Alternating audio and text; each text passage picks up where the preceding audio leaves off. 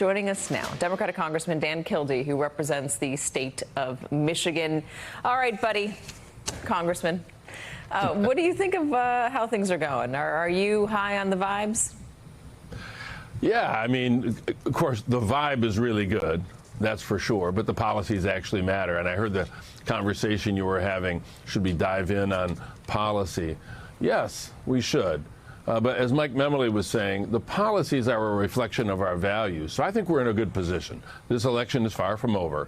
But if we lean in, the vibe is what it is. Donald Trump's shtick is getting old.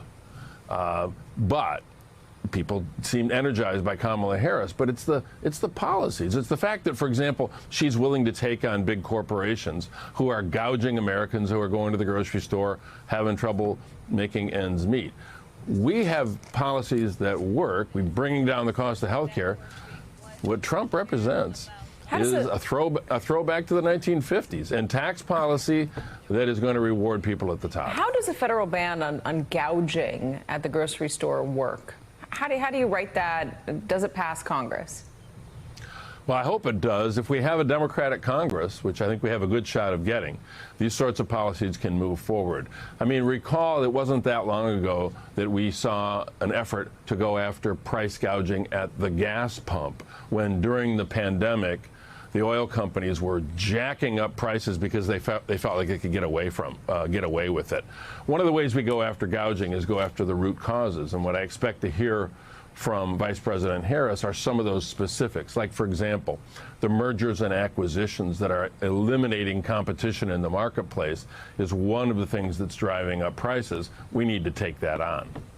What else do you want to hear from her tomorrow? It's going to be an economic speech. We hear a lot about child care, the child tax credit, making sure paid parental leave is something that all Americans can access. We've talked a lot about that on this show. It keeps getting put into bills, but then when the bills need to be stripped or money needs to be taken out of it, that's the first thing to go. She's saying that this is a priority for her. Does Congress, if it's even a Democratic Congress, does Congress continue to have it as a priority when all evidence in the past has pointed to Congress not really making it a priority? Well, that's why it matters who leads Congress. That's why it'll make a difference if Hakeem Jeffries is the Speaker of the House of Representatives. We'll be able to move legislation that deals with these issues. Like, for example, the cost of housing.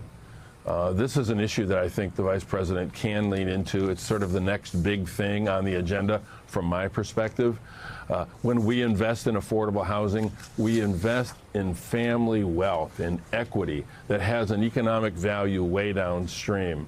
When we invest in children through the child tax credit, this used to be a bipartisan issue because what we know about the child tax credit is that it doesn't cost what we put into it because it pays society back with much better outcomes for those kids. We lifted half the children out of poverty with the child tax credit. So that's what I'm hoping to see, a focus on families, a focus on kitchen table issues, but a particular focus on housing, I think, would be a big step in the right direction.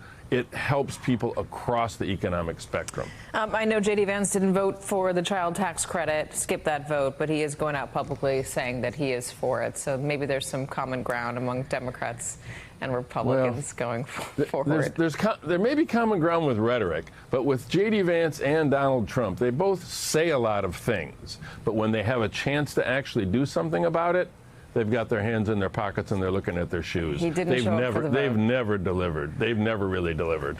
All right, Congressman Dan Kildee, thank you very much. Appreciate it.